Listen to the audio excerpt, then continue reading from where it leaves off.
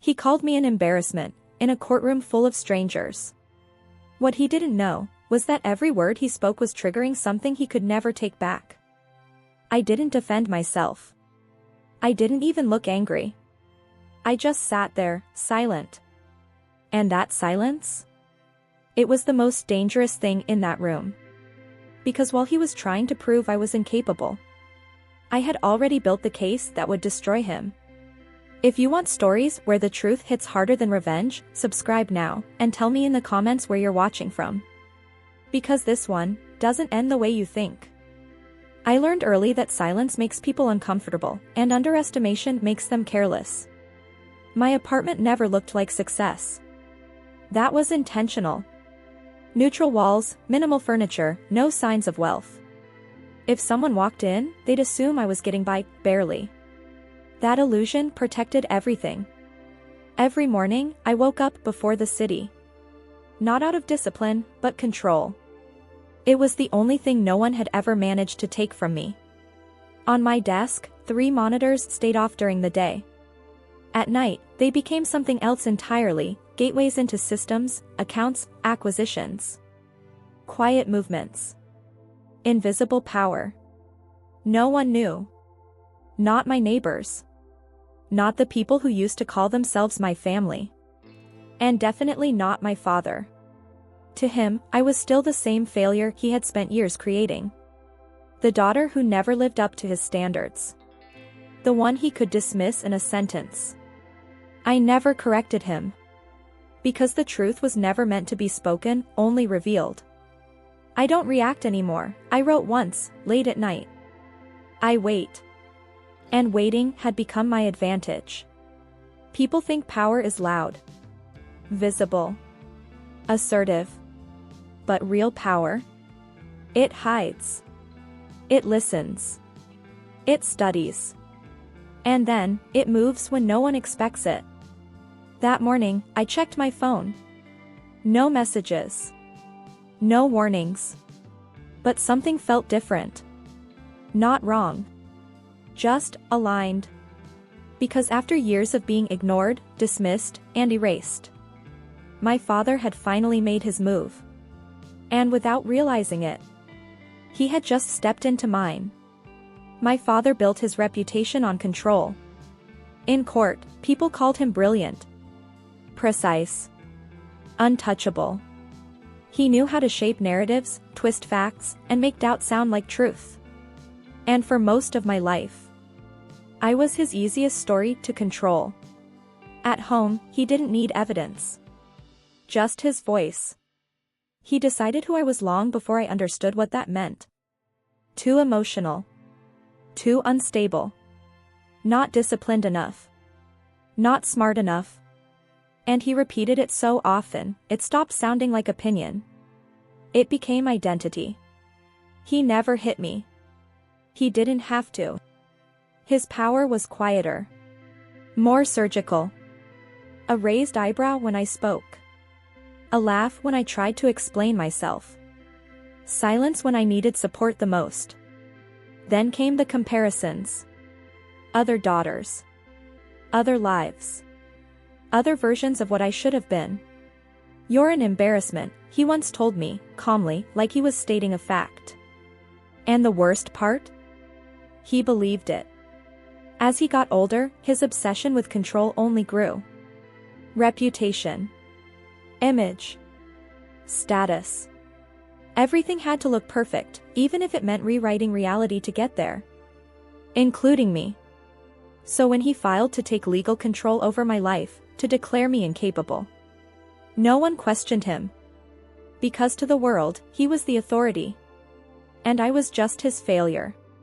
But what he never realized was this. While he was busy defining me, I was studying him. And the more I understood, the clearer one truth became. His greatest strength was also the easiest thing to break. The first time he tried to erase me, it didn't look like violence. It looked like concern. I remember sitting across from him at a polished table, his fingers lightly tapping a folder I wasn't allowed to touch. His voice was calm, controlled, almost kind. You've been struggling, he said, as if he had been there to see it. I hadn't. But that didn't matter. Because inside that folder were documents, medical evaluations I had never agreed to, reports I had never seen, conclusions I had never spoken. He had built a version of me on paper. Fragile. Unstable. Inconsistent. Convincing. At first, I thought it was a mistake. Something that could be corrected with a conversation, with facts, with truth. I tried to explain. He smiled. That was the moment I understood. This wasn't confusion. It was construction. He wasn't misunderstanding me, he was replacing me. Days later, I found out he had shared those documents. Quietly. Strategically. Just enough to plant doubt in the right places. Family. Colleagues. Legal contacts. No accusations. Just concern. And concern spreads faster than truth. I could feel it shifting. The way people looked at me. The hesitation in their voices. The subtle distance. He hadn't attacked me directly. He had done something worse. He made the world question my reality, before I even knew I had to defend it. And that's when I realized something dangerous. If I reacted, I would confirm everything he said. So I did the only thing he didn't expect. I stopped fighting him. And started watching. Because if he wanted to build a lie, I needed to understand exactly how far he was willing to take it. The first time he humiliated me in public, he made sure it looked like help. It was a dinner. People who mattered to him were there: clients, colleagues, people who believed everything he said without question. I hadn't planned to speak. I knew better by then. But he called my name anyway.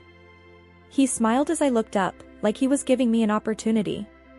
Why don't you tell them what you've been working on, he said. It sounded harmless. It wasn't. I hesitated for half a second, and that was enough. He leaned back, sighed softly, and shook his head. She's been going through a difficult phase, he said, almost apologetically. Trying different things. Nothing stable yet. A few polite nods. A few sympathetic looks. I felt it immediately, the shift. I tried to speak, to correct him.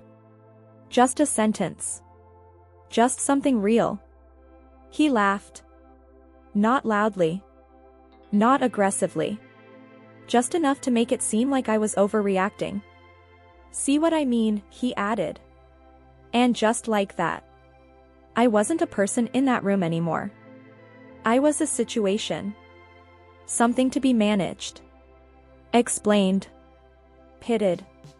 No one asked me anything after that. They didn't need to. He had already defined me. That night, I didn't argue. I didn't cry. I didn't confront him. I went home, and I wrote everything down.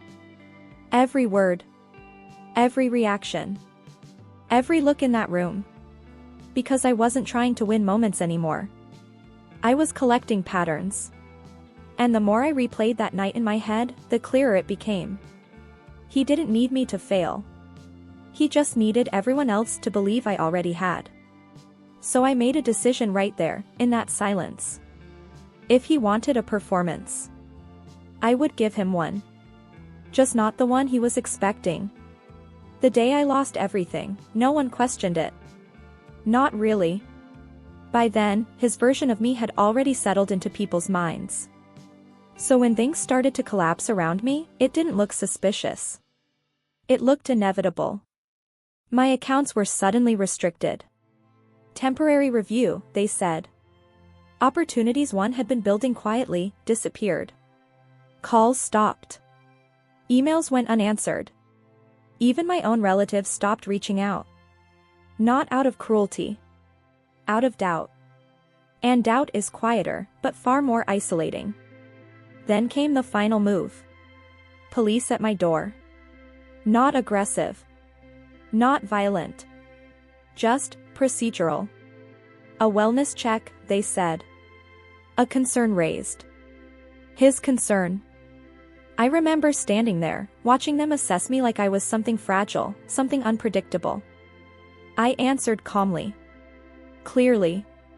Precisely. But it didn't matter. Because the story had already been written. I wasn't being evaluated.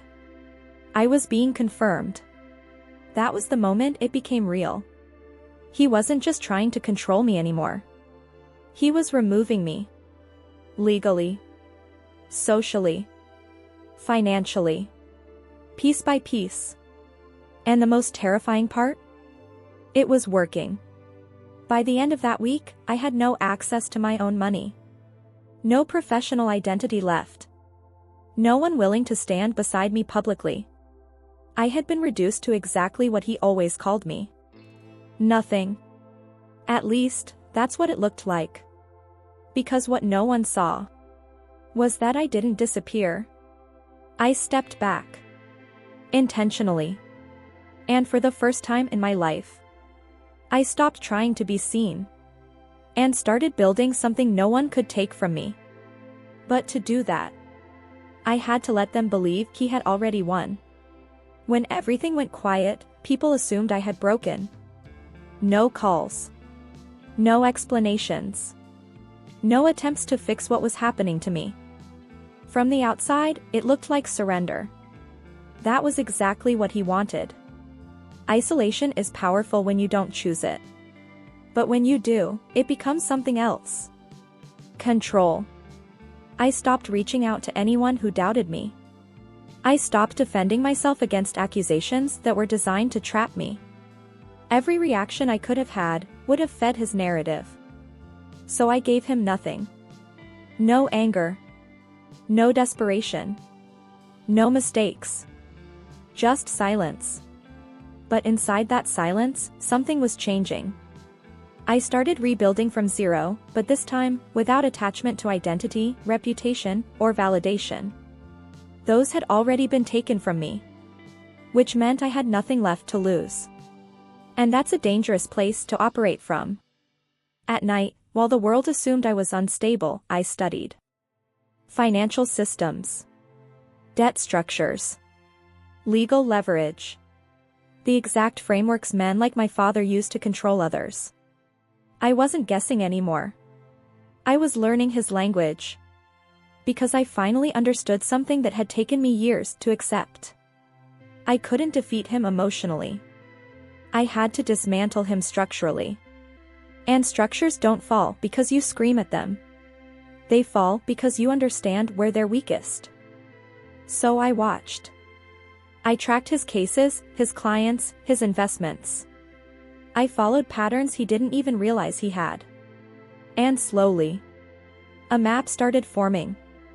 Not of who he was publicly, but of where he was vulnerable. That's when the silence stopped being survival and became strategy. Because the more I uncovered, the clearer it became. He wasn't untouchable. He was exposed. He just didn't know it yet. There's a moment when pain stops being loud. When it no longer demands reaction, no longer pulls you into anger or grief.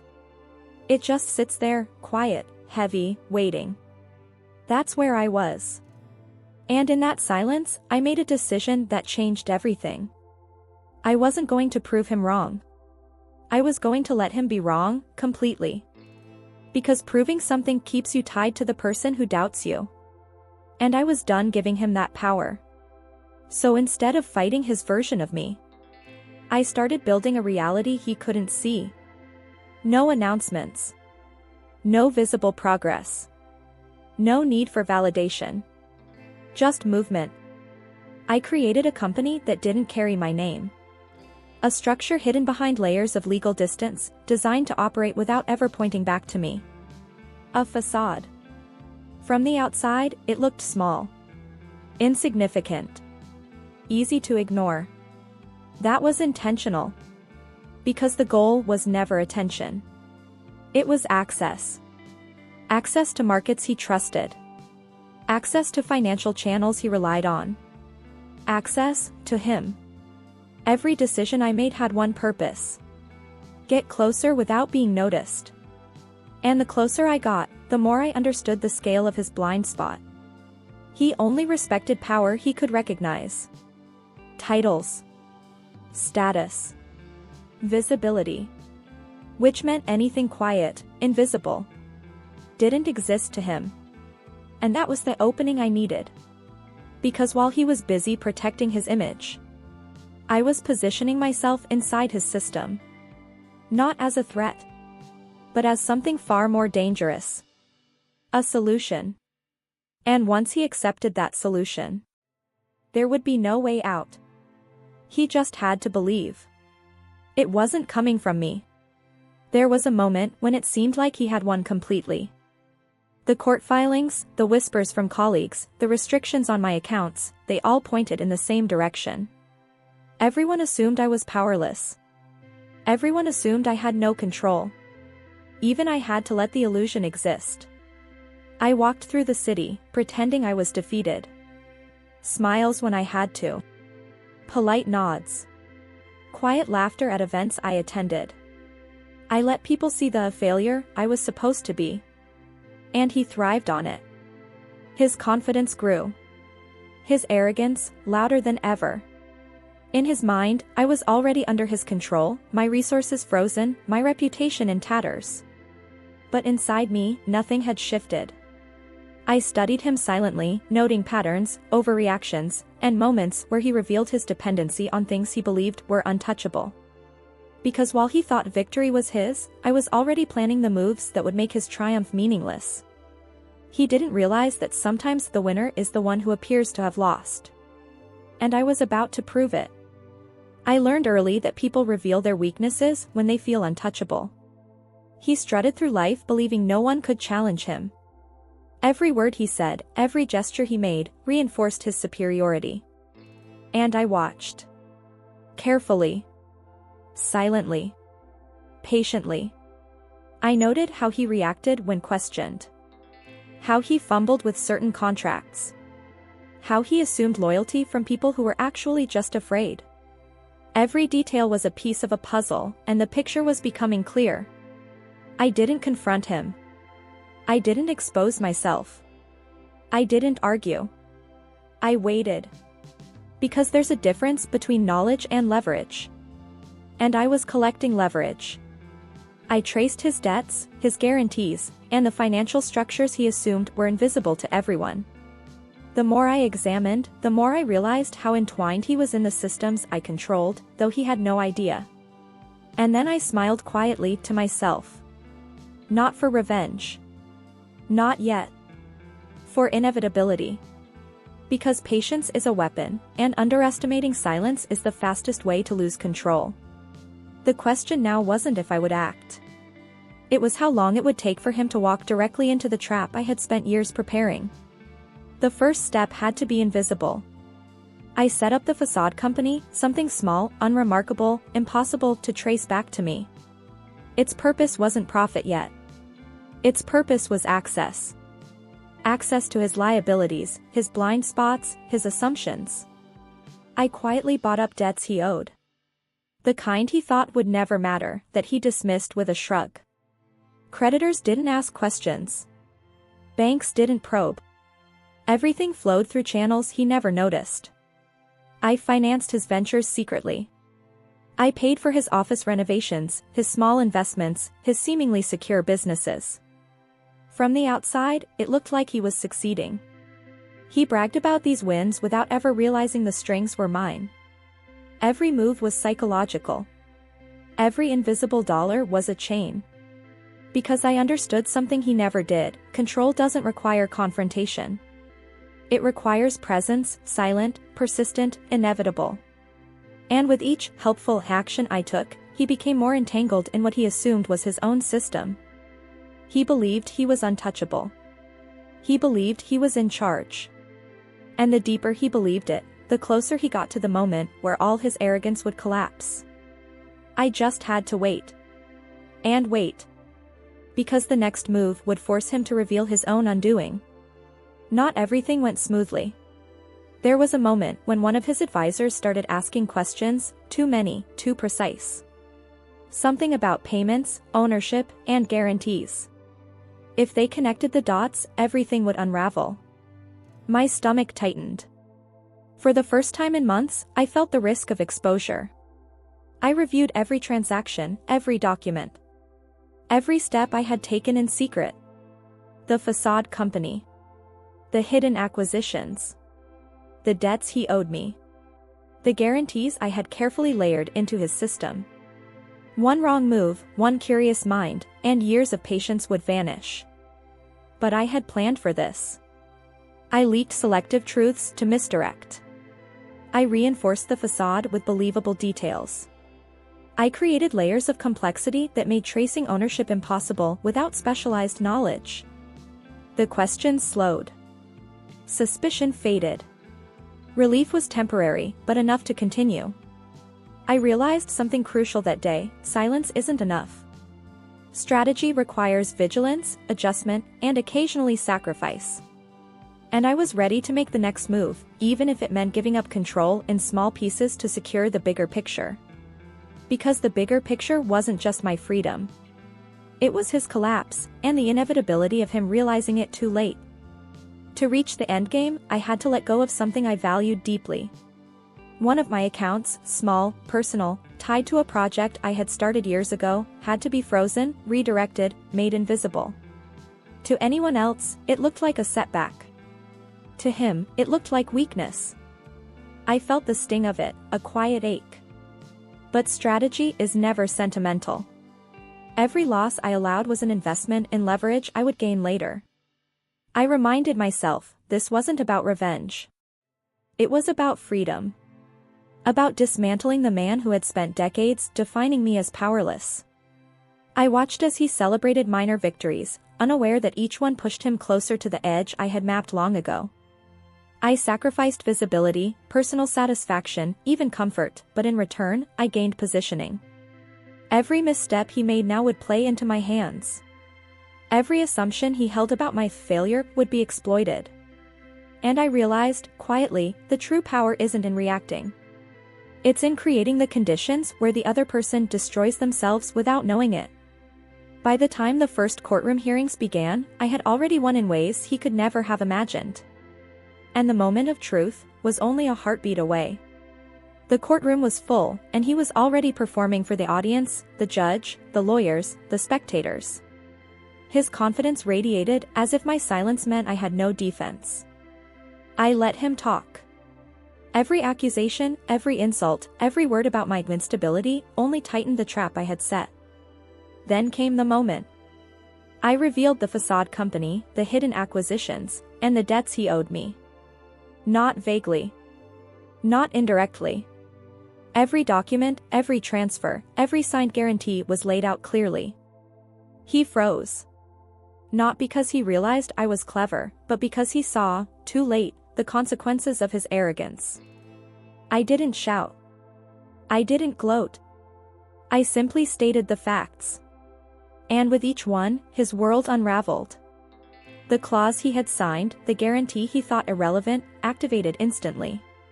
Without warning, without chance to appeal. The room went silent. The judge leaned forward, eyes sharp, seeing the truth before him.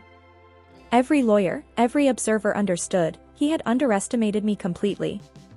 And in that moment, the man who had defined me as powerless was powerless himself. I didn't smile. I simply waited for the inevitable collapse. Because winning quietly is far more devastating than any outburst.